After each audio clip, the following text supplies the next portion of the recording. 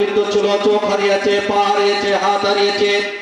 আমি রব্বুল আলামিনের দরবারে তাদের দ্রুত সুস্থতা কামনা করছি।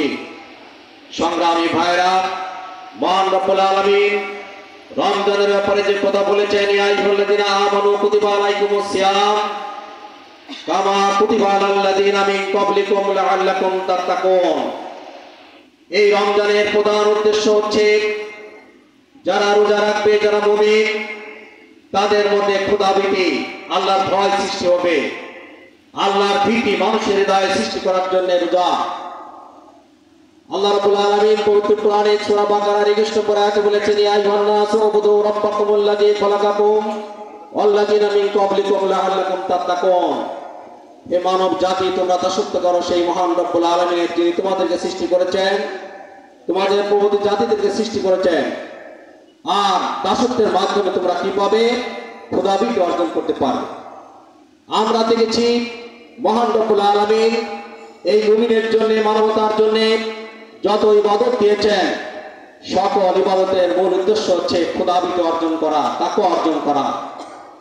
এই তাকওয়া অর্জন করার কথা কেন কোরআনে বলা হলো? বিশেষভাবে রমজানের মাধ্যমে মানুষের মধ্যে যে খোদাভীতি, যে তাকওয়া সৃষ্টি হয়, কেন তাকওয়ার প্রয়োজনটা কেন, এটা আমি আলোচনা করতে চাই। 24-এর গণবিপ্লব যারা জীবন দিয়েছিল, তাদের স্লোগান ছিল বাংলাদেশকে ফ্যাসিবাদ মুক্ত করা এবং সমাজে ন্যায় বিচার প্রতিষ্ঠা করা, ইনসাফ প্রতিষ্ঠা করা। পবিত্র কোরআনে রব্বুল আলামিন নবীদেরকে কেন পাঠিয়েছেন? সূরা হাদীদের 25 নম্বর আয়াতে বলেছেন, লাকাদ আরসালনা রাসূলানা বিল বায়িনাত ওয়া আনজালনা মাআহুল কিতাব ওয়াল মিজান লিয়াকুমুন নাসু বিল কিসত। আল্লাহ রাব্বুল আলামিন বলেছেন, নবী এবং রাসূলদেরকে আমি সুস্পষ্ট নিদর্শন দিয়ে পাঠিয়েছি, কিতাব দিয়ে পাঠিয়েছি। একটি উদ্দেশ্য, যে মানবতার সমাজে যাতে ইনসাফ প্রতিষ্ঠিত থাকে, ইনসাফ কায়েম করা যায়, ন্যায় নীতি প্রতিষ্ঠা করা যায়। সম্মানিত ভাইরা, আজকে যে দেশে আমরা বসবাস করছি, যারা ক্ষমতায় ছিল 53 বছর ধরে, স্বাধীনতার পর থেকে যারা ক্ষমতায় ছিল, দেশে কি সুশাসন প্রতিষ্ঠিত ছিল? ন্যায় বিচার কখনো প্রতিষ্ঠিত হয়েছে? আমরা যদি দেখি আমাদের সমাজের সকল ক্ষেত্রে অন্যায়, অবিচার, জুলুম, নির্যাতন, দুর্নীতি, টেন্ডারবাজি, চাঁদাবাজি, রাজধানী, হত্যা, খুনে ভরপুর ছিল। এখনো আমাদের সমাজে পত্রিকা খুলে, সকালে পত্রিকা খুলেই দেখলাম যে বিগত 7 মাসে 119টা গণপিটুনিতে 119 জন মারা গেছে। আমাদের সমাজে সর্বত্রই দুর্নীতি, চাঁদাবাজি, আমাদের সমাজে সর্বত্রই দেখা যায় যারা ক্ষমতায় থাকে তারা দেশের জাতীয় সম্পদ সব লুটপাট করে নিয়ে যায়।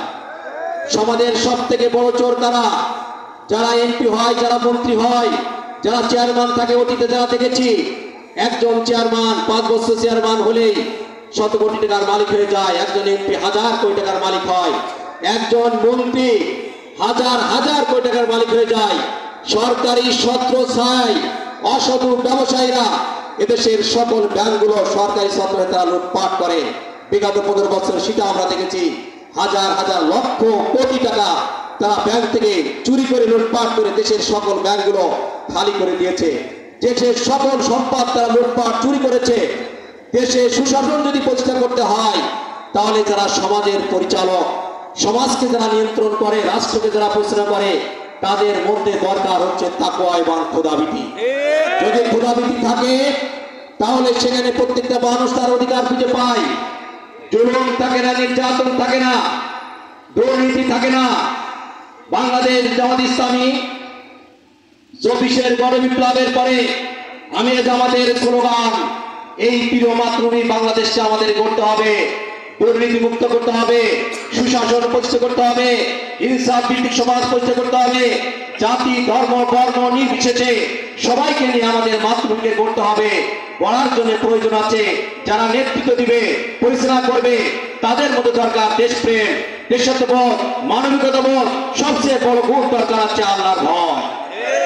আল্লাহ রাব্বুল আলামিন এর জন্য পবিত্র কোরআনে বলেছেন, ওয়ালা নুসকিনাকুল আরদা মিন বাদিহি জালিকা লিমান খাফা মাকামি ওয়া খাফা ওয়াঈদ।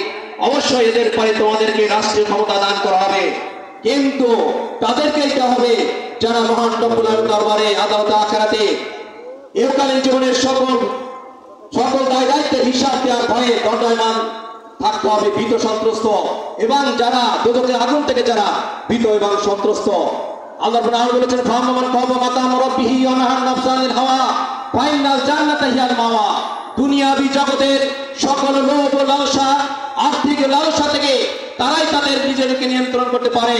যারা আখিরাতে আল্লাহর সামনে দাঁড়াতে হবে, ভয়ে ভীত সন্তুষ্ট হতে হবে, তারাই শুধু পারে দুনিয়ার সকল লোভ লালসা থেকে নিজেকে নিয়ন্ত্রণ করতে। বাংলাদেশ জামাত ইসলামী সেই ধরনের নেতৃত্ব দিয়ে, সেই ধরনের আজকের যারা আগামী দিনের নির্বাচনে আসবে সেই সমস্ত সৎ এবং দক্ষ যোগ্য দেশ পরিচালনার মধ্যে যাদের মধ্যে যোগ্যতা আছে, সততা আছে, ন্যায়পরতা আছে, মানবিকতা আছে, যাদের মধ্যে ক্ষুধাবৃত্তি আছে, তাদের মাধ্যমে আগামী দিনে দেশ পরিচালনার মতো একটি জায়গায় বাংলাদেশ জামাত ইসলামী যেতে চায়। বাংলাদেশের জনগণের আজকে বক্তব্য 53 বছর ধরে সকল দলকে আমরা দেখেছি, একমাত্র বাংলাদেশ জামাত ইসলামী বাকি আছে। আপনি একজন রিক্সা শ্রমিক, একজন মাঠের শ্রমিক, একজন ইজি বাইক চালায়, দেশের সর্বস্তরের মানুষের একই বক্তব্য, একমাত্র সৎ এবং যোগ্য জামাত ইসলামের নেতৃত্ব। জামাত ইসলামের নেতৃত্বকে তাদেরকে যদি আগামী দিনে জাতীয় নির্বাচনের মাধ্যমে ক্ষমতা আনা যায়, তাহলে দেশের দুর্নীতি বন্ধ হবে, টেন্ডারবাজি বন্ধ হবে, চাঁদাবাজি বন্ধ হবে, হত্যা বন্ধ হবে, মদ বন্ধ হবে। এই ব্যবস্থা করার জন্য আজকে বাংলাদেশ জামাত ইসলামী সারা দেশে সকল নির্বাচন এলাকায় যাদের সততা আছে, যোগ্যতা আছে, দক্ষতা আছে, ন্যায়পরতা আছে, সেই ধরনের ব্যক্তিদেরকে দিয়ে আগামী দিনে সেটাকে দেশ প্রতিষ্ঠার জন্য জামাত ইসলামী চেষ্টা করছে। সংগ্রামী ভাইরা, আমাদের এখানে ইতিমধ্যে মাওলানা আসাদুল আলম ভাই কাজ করেছেন। বাংলাদেশ জামাত ইসলামী দেশের সকল জায়গায় চেষ্টা করছে যে আগামী দিনের দেশ পরিচালনার মতো যোগ্য লোক, যাদের বৈষয়িক যোগ্যতা বেশি এবং দেশের মানুষের সামনে সততার সাথে যোগ্যতার সাথে কাজ করতে পারবে, আরো ভালো বাংলাদেশ জামাত ইসলামী বিরোধী দলের জন্য রাজনীতি নির্বাচন করতে চায় না, 300 আসনে নির্বাচন করতে চাই এবং আগামী দিনে দেশ পরিচালনা করতে চাই। এই জন্য আমরা বাংলাদেশের সকল জায়গায় আমাদের জামাত নির্বাহী কমিটি সবাই সেই ধরনের মানুষকে আগামী দিনে আপনাদের সামনে আনার চেষ্টা করছে। আমাদের এখানে আমরা দেখেছি, আপনারা সবাই দেখেছেন, ডাক্তার মোস্তফা ফরিদ আমাদের মাঝে বসে আছেন। তিনি ছাত্র জীবনে অত্যন্ত মেধাবী ছিলেন, ইসলামী ছাত্র শিবিরের জন্য অত্যন্ত ত্যাগ স্বীকার করেছিলেন। ঢাকা মেডিকেলের মতো জায়গায় দীর্ঘ 3 বছর ছাত্র শিবিরের সভাপতি ছিলেন। যশোরের বিভিন্ন জায়গায় বিভিন্ন সময় আমাদের সাথে অনেক হেল্প করেছেন এবং তিনি অত্যন্ত আন্তর্জাতিক খ্যাতি সম্পন্ন একজন চিকিৎসক। যশোরের সুনামধন্য একটি পরিবারের সন্তান, আদিম পরিবারের সাথে যার সংশ্লিষ্টতা রয়েছে, আজকে তাকে আমাদের জামাত আপনাদের মাঝে দিয়ে আগামী দিনে দেশ পরিচালনার জন্য ব্যবস্থা করতে চাই, সেট করতে চাই। আপনারা ডাক্তার মোস্তফা ফরিদের পাশে থেকে সৎ যোগ্য নেতৃত্বের মাধ্যমে আগামী দিনে ইনসাফ ভিত্তিক একটি সমাজ রাষ্ট্র প্রতিষ্ঠার জন্য যে আন্দোলন চলছে, সে আন্দোলন করে দেবেন ইনশাআল্লাহ। হাত জোড়ে দেখা আপনাদের সবার আবারও মোবারকবাদ জানাচ্ছি, ধন্যবাদ জানাচ্ছি। আমরা জানি চৌগাছার মানুষ ইসলামী আন্দোলনের পক্ষে।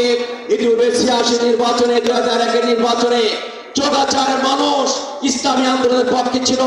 আগামী দিনের নির্বাচনেও চ্যালেঞ্জ গ্রহণ করে চৌগাছা থেকে আমির বাংলাদেশ জামাত ইসলামের যিনি প্রার্থী হচ্ছেন তার পক্ষে ম্যান্ডেট দিয়ে আগামী দিনে জামাত ইসলামীকে বাংলাদেশের ক্ষমতায় আনার জন্য, ইনসাফ ভিত্তিক সমাজ প্রতিষ্ঠার আন্দোলনকে বেগবান করার জন্য সর্বাত্মক সহযোগিতা করবে ইনশাআল্লাহ। আপনাদের সবাইকে ধন্যবাদ জানিয়ে